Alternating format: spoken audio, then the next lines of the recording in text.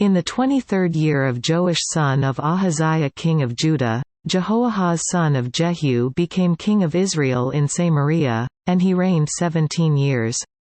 He did evil in the eyes of the Lord by following the sins of Jeroboam son of Nebat, which he had caused Israel to commit, and he did not turn away from them.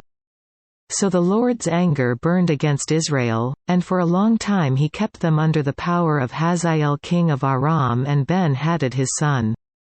Then Jehoahaz sought the Lord's favor, and the Lord listened to him, for he saw how severely the king of Aram was oppressing Israel.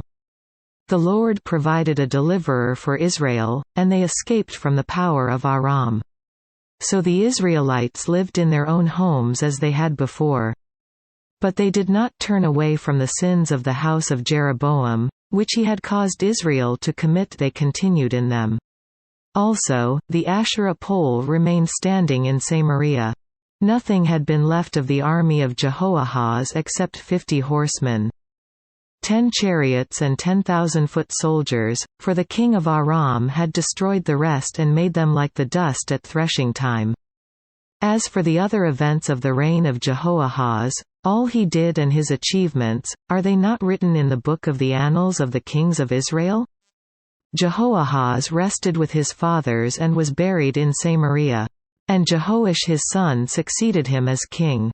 In the 37th year of Joash king of Judah, Jehoash son of Jehoahaz became king of Israel in Samaria, and he reigned 16 years.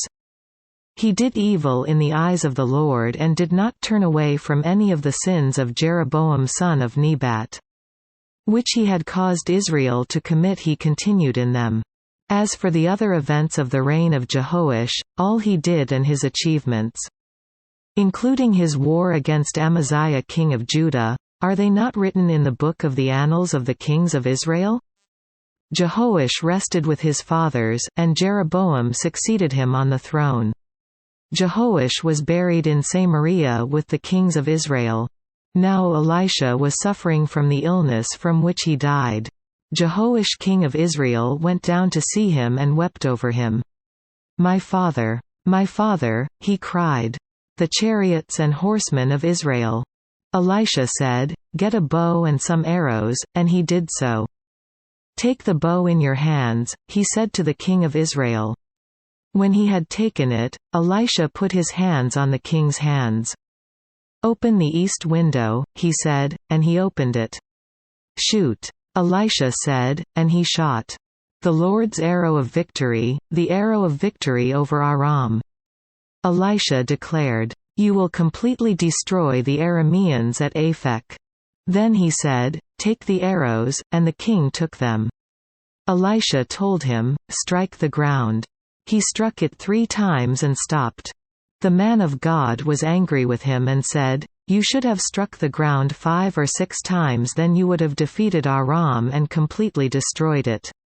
But now you will defeat it only 3 times. Elisha died and was buried. Now Moabite raiders used to enter the country every spring. Once while some Israelites were burying a man, suddenly they saw a band of raiders, so they threw the man's body into Elisha's tomb. When the body touched Elisha's bones, the man came to life and stood up on his feet. Hazael king of Aram oppressed Israel throughout the reign of Jehoahaz. But the Lord was gracious to them and had compassion and showed concern for them because of his covenant with Abraham, Isaac and Jacob. To this day he has been unwilling to destroy them or banish them from his presence. Hazael king of Aram died, and Ben-Hadad his son succeeded him as king. Then Jehoash son of Jehoahaz recaptured from Ben-Hadad son of Hazael the towns he had taken in battle from his father Jehoahaz. 3 times Jehoash defeated him, and so he recovered the Israelite towns.